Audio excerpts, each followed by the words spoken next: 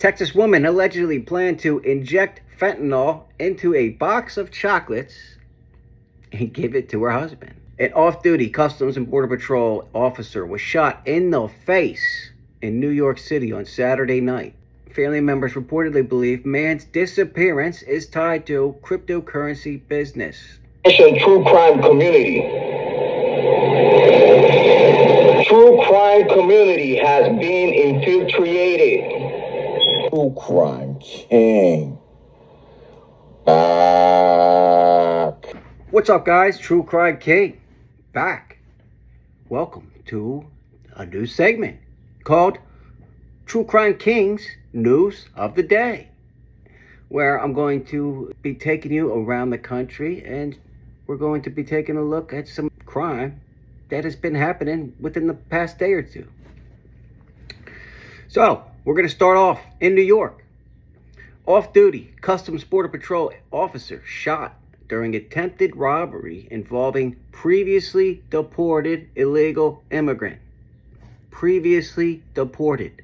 An off-duty Customs and Border Patrol officer was shot in the face in New York City on Saturday night during an attempted robbery involving a previously deported illegal immigrant, according to authorities.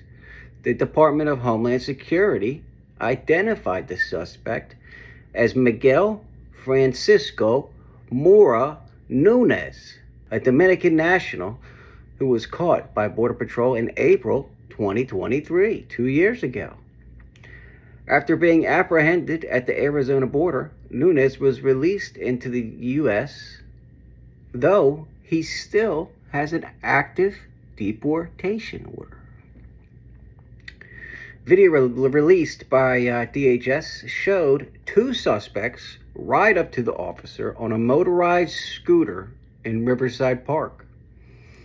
Which there's video, but I can't play it because obviously it's of these two people shooting the officer in the face, right? Here's one of the suspects. According to police, Nunez then got off the scooter and approached the officer while he was sitting and speaking to somebody near a body of water. The officer has not yet been identified. The officer, who was not in uniform, pulled out a gun to protect himself, and a shootout ensued. The agent was hit in the face and forearm and transported to a hospital, where he is currently in stable condition. He is expected to survive. Nunez was also injured during the shootout and was shot in the leg and the groin. That sucks, right? He was dropped off at a hospital in the Bronx. DHS also told Fox News that Nunez has an active warrant for kidnapping in the state of Massachusetts, in addition to prior felony arrests. So I just want to get this straight, right? He has a prior for kidnapping. He has a prior, he was deported 2 years ago. And they keep coming back. What? Like, does this happen, right? I just make it make sense. This is ridiculous. You can find the video very easily if you just type it in.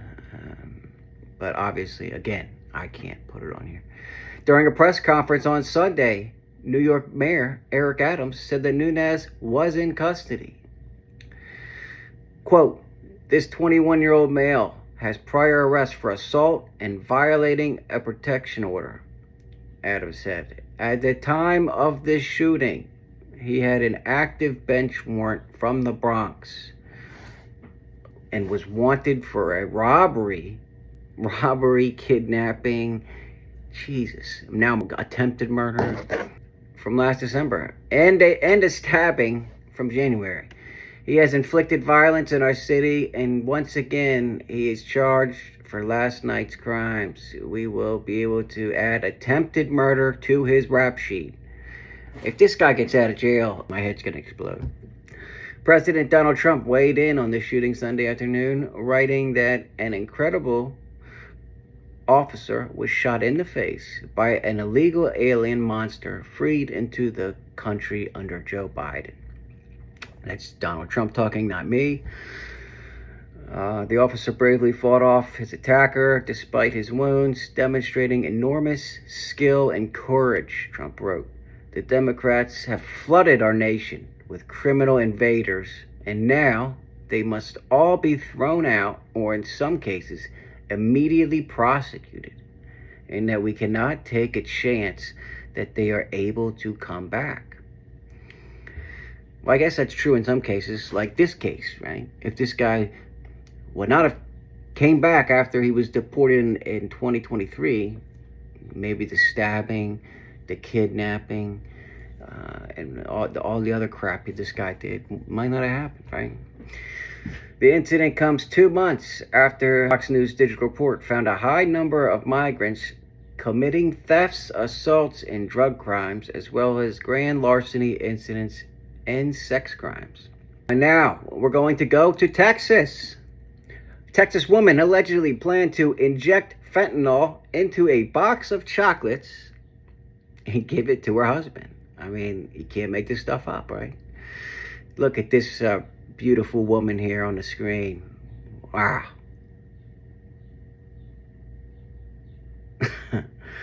Okay. A 63-year-old woman stands accused of trying to purchase fentanyl so she could drug a box of candies and give them to her husband after his recent engagement. Wow. Oh, ex-husband. Okay. According to the Parker County Sheriff's Office, Pamela Stanley allegedly planned to inject the drug fentanyl, which just a little tiny bit can kill you, right, into a high-end box of chocolates under the guise of a congratulatory gift and a honeymoon incentive offer. In a recorded conversation, Stanley reportedly told an acquaintance about her plan. Undercover investigators purposefully arranged to meet with Stanley, who allegedly drove from Coleman to a motel parking lot where she believed she would buy fentanyl. Instead, officials subsequently took Stanley into custody and reportedly found her to be also in possession of methamphetamine. I really don't think I need to say anything. I just need to scroll back up to the picture. She was in possession of methamphetamine. She wasn't planning on injecting that into the candy, right? Anyway, moving on. ASAS TV identified Stanley's ex-husband as Jeffrey Koth, who told the news source, "We've been divorced since 2019, but she's just been angry since." I bet she looks angry. Koth reportedly added, "It was a pretty ingenious plan. I would have probably ate the chocolates. My fiance would have ate the chocolates. But even worse, we have 2 minor children here, and I'm sure they would have eaten some as well. And she has no remorse." Wow.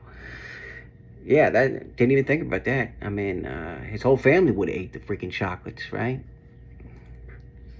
Crazy people, man. Stanley was indicted on July 10th of criminal solicitation with the intent to commit murder, criminal attempt to commit murder, and possession of a controlled substance with the intent to deliver. I guess you can't argue that, right? She was intending to deliver the drug in the chocolates to her husband. Her bond was set at $450,000. And I'm just going to take a wild guess just by looking at this condition of her here that she's not going to be able to make that bond. But you're welcome to disagree with me down in the comments.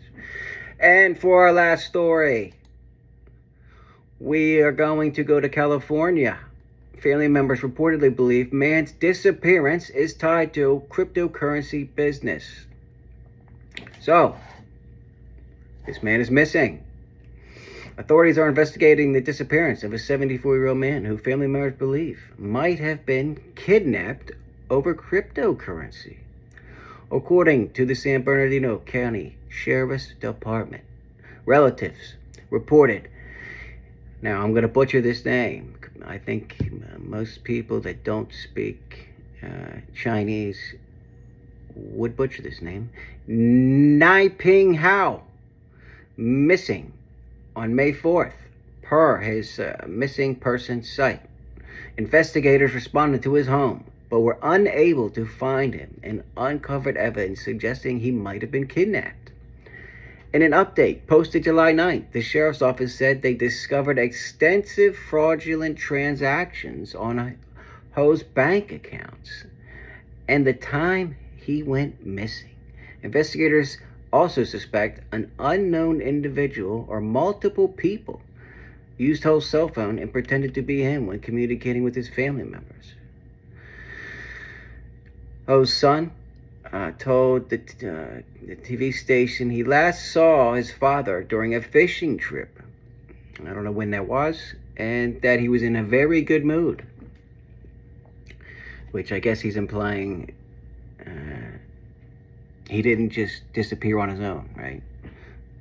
Ho's wife was reportedly visiting family in China when her husband disappeared. So I guess that's a pretty good alibi, right? According to KABC TV, relatives believe his alleged abduction could be linked to the family's success in cryptocurrency. His son told the Source News that he believes someone stole Ho's identity to drain his account of more than $1 million.